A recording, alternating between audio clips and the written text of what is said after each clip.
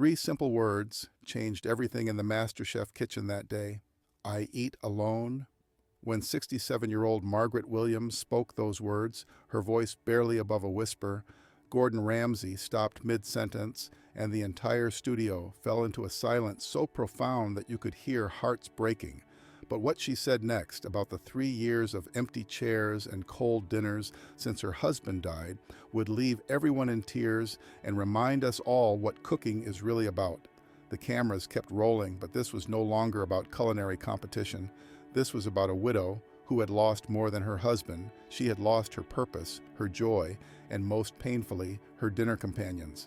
It started as the most emotionally charged finale in MasterChef history. 3 contestants remained: Jennifer, a 34-year-old food blogger from Miami, Marcus, a 28-year-old line cook from Chicago, and Margaret Williams, 67 years old, a retired school teacher from Ohio who had become the surprise sensation of the season. But Margaret was fighting a different battle entirely. While others saw opportunity and glory, Margaret saw something else: the chance to prove that life didn't end at 65, and that sometimes the most important ingredients were the people you shared them with. What the cameras didn't capture was the heartbreaking story behind Margaret's journey. She had been married to Robert Williams for 43 years, a love story that began in high school and never wavered. Every night for 4 decades, they had sat across from each other at their small kitchen table, sharing not just food, but stories, laughter, and the comfortable silence that comes from a lifetime of love. Then, 3 years ago, a massive heart attack took Robert while he was working in their garden. Margaret found him there among the tomato plants they had tended together, and in that moment, her world didn't just change, it ended. For your final challenge, Gordon announced, you have 3 hours to create a 3-course meal that tells your story. Margaret tried to focus on Gordon's words, but her mind drifted to the empty kitchen back home. The dining room table that had once been the heart of their home now gathered dust. For 3 years, Margaret had been eating her meals on a TV tray in front of the evening news, unable to bear sitting at that table alone. Your time starts now. Margaret's menu was simple but deeply personal: pot roast with vegetables, just like the Sunday dinners she and Robert had shared for decades, homemade rolls because Robert always said hers were better than his mother's, and for dessert, apple pie, his absolute favorite. Around her, Jennifer and Marcus executed complex restaurant-style dishes. But Margaret cooked differently. Every step was a memory, every seasoning adjustment was a conversation with ghosts, every technique was a love letter to a life that had been perfect until it wasn't. 1 hour into the finale, Margaret was struggling with emotion. Every smell from her pot roast reminded her of Sunday afternoons when Robert would sneak tastes and declare it the best he'd ever had. Every time she rolled out pie dough, she could almost hear him humming in the background. "Margaret," Gordon called out, "what's the story you're telling with this menu?" Margaret looked up, and for a moment, she almost told him everything, almost explained that every dish was an attempt to resurrect a life that had died with her husband. "Just family recipes, chef," she managed to say. "Food that means home." As the second hour began, Margaret's emotions were becoming harder to control. She was making her rolls now, kneading the dough the way her mother had taught her, the way she had planned to teach her grandchildren if Robert had lived long enough to see them born. But there would be no grandchildren. No more Sunday dinners, no more shared meals, period. Just Margaret, eating alone in front of the television, marking time. 90 minutes remaining," Gordon announced. Margaret tried to focus on her apple pie, but the tears were coming faster now. This dessert had been Robert's favorite. As she crimped the edges of the crust, she could almost feel him standing behind her, telling her how lucky he was to have married the best cook in Ohio. That's when the grief hit her like a physical force.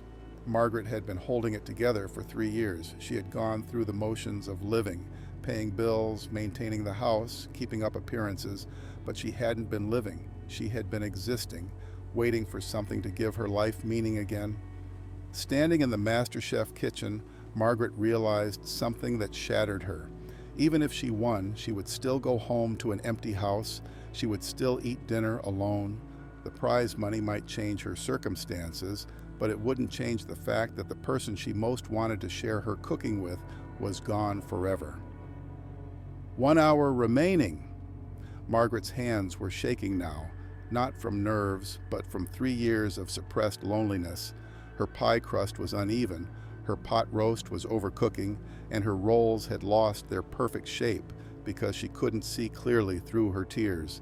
She tried to focus on the competition, but all she could think about was the truth she had been avoiding: cooking without love, without someone to feed, without the joy of shared meals, felt like a cruel reminder of everything she had lost. 30 minutes remaining! Margaret began plating, but something inside her was breaking. Every movement reminded her of plates that would go uneaten, of conversations that would never happen, of the terrible silence that waited for her back home. 15 minutes remaining. Margaret was plating her dessert when the dam finally broke completely. She set down her spoon and just stood there, crying over a pie that perfectly represented the life she used to have. Warm, sweet, made with love, and now meaningless because there was no one left to enjoy it. 5 minutes, final plating. But Margaret couldn't move. She stood at her station, staring down at 3 courses that told the story of a love that had died, a life that had ended, and a woman trying desperately to find a reason to keep cooking. Time. Hands up. Step back. Margaret stepped back from her plates, but she couldn't stop crying.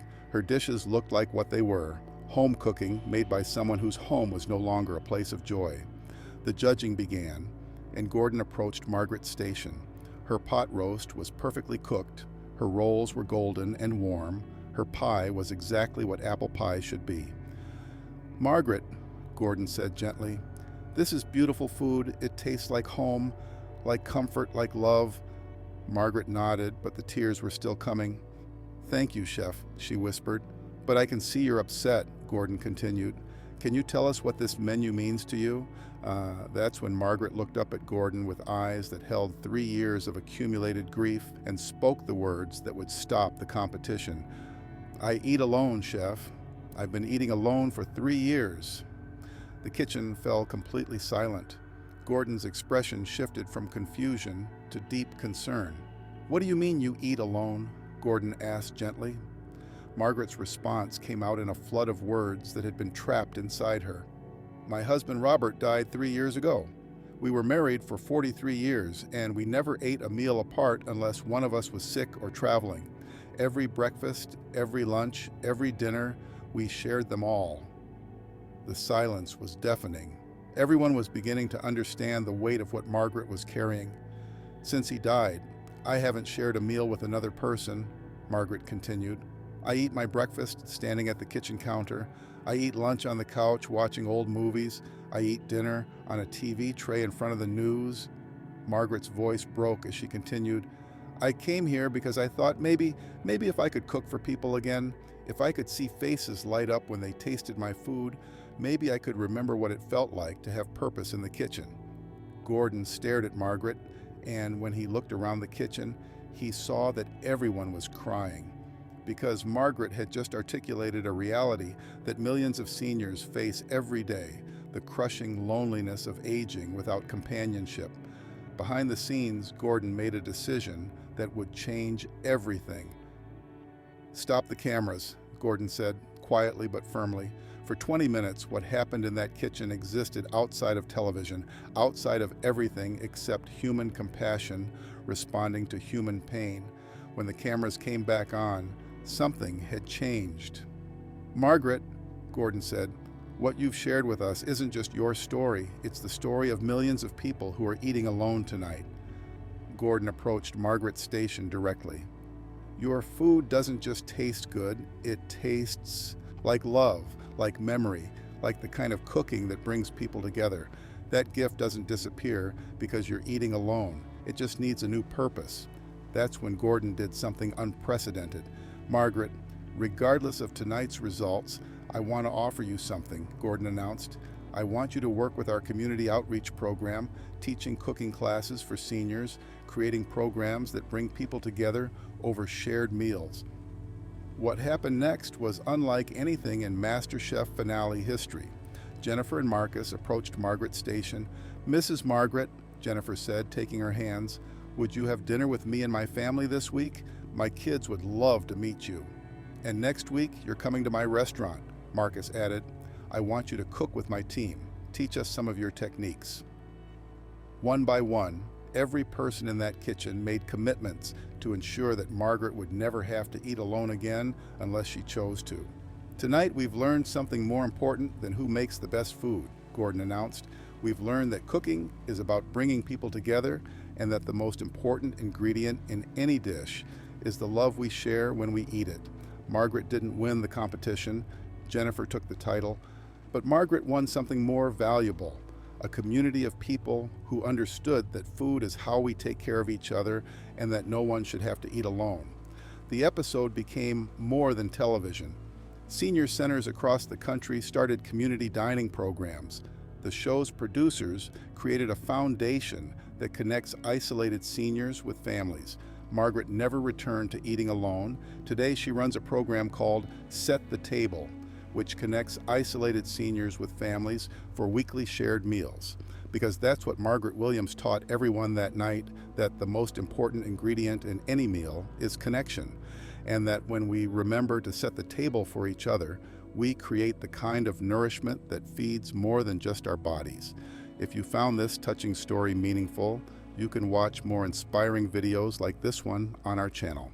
Subscribe to stay updated with heartwarming stories that remind us what really matters in life, and click the bell icon so you never miss our latest content.